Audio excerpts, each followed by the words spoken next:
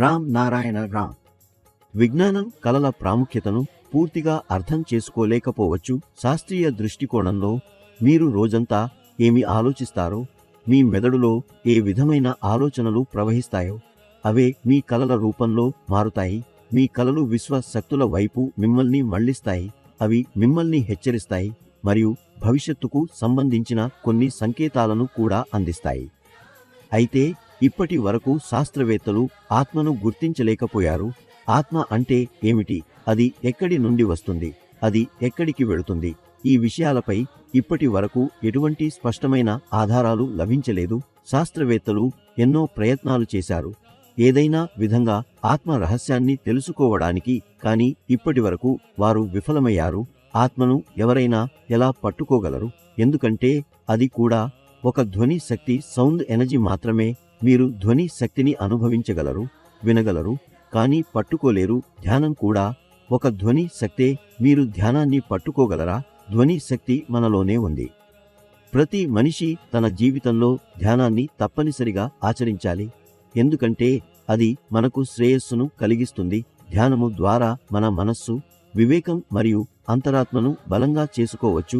వాటిని మన నియంత్రణలో ఉంచగలిగే స్థాయికి తీసుకెళ్లవచ్చు. అందువల్ల ప్రతి మనిషి ధ్యానం చేయడం అలవాటు చేసుకోవాలి. ధ్యానం ఒక ప్రత్యేకమైన ధ్వని శక్తి. ఇది మన శరీరంలో ఉన్న 50,000 కోట్ల ఆత్మలకు శక్తిని అందిస్తుంది.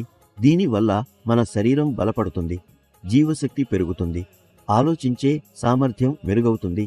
ఈ ధ్వని శక్తి ప్రకృతి నుండి వస్తుంది. మన భూమి ఆకాశానికి చెందిన చాలా క్లిష్టమైన పాఠశాల. ఈ పాఠశాలలో ఉత్తీర్ణత సాధించడం, పూర్తి మార్కులు పొందడం చాలా కష్టం. ఇప్పటి వరకు ఎవరూ ఇందులో పూర్తి మార్కులు పొందలేకపోయారు.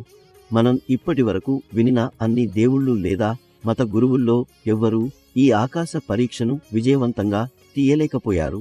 ఈ పరీక్షలో పూర్తి మార్కులు పొందే వారికే ఆకాశ పట్టా లభిస్తుంది. వారు ఆకాశంపై పరిపాలించగలరు. వారికి మాత్రమే మోక్షం లభిస్తుంది. మన అంతరాత్మలోనే వివేకం ఉంది. ఇది మన జీవితాన్ని సరిగ్గా నడిపించడానికి అవసరమైన మార్గదర్శకత్వాన్ని అందిస్తుంది. కానీ మనం మన వివేకాన్ని వినకపోతే మనకు మోక్షం లభించదు. మనము ధ్యానం చేసినప్పుడు మన లోపల ఉన్న 50,000 కోట్ల ఆత్మలు ఒకే చోట సమాహారమై మనలను శక్తితో నింపుతాయి. మీరు మీ మనసులో ఒకటే అంశాన్ని నిగ్రహించుకోవాలి. ఏ పరిస్థితుల్లోనైనా ధ్యానాన్ని ఆచరించాలి. ధ్యానం చేయడం వల్ల మీ భయాలు, ఆందోళనలు, గందరగోళం, సందేహాలు అన్నీ తొలగిపోతాయి. ధ్యాన స్థితిలోకి వచ్చిన తర్వాత నిశ్శబ్దంగా ఒకే చోట కూర్చుని రామ్ నారాయణ రామ్ మంత్రాన్ని జపిస్తూ ధ్యానం చేయండి. రామ్ నారాయణ రామ్ జపం ప్రత్యేకత ఏమిటంటే మీరు తొలుత దీన్ని మైండ్లో ఉంచుకుని జపం చేయాలి. కానీ కొంతకాలానికి ఇది మీ ఊపిరితోనే ముడిపడిపోతుంది.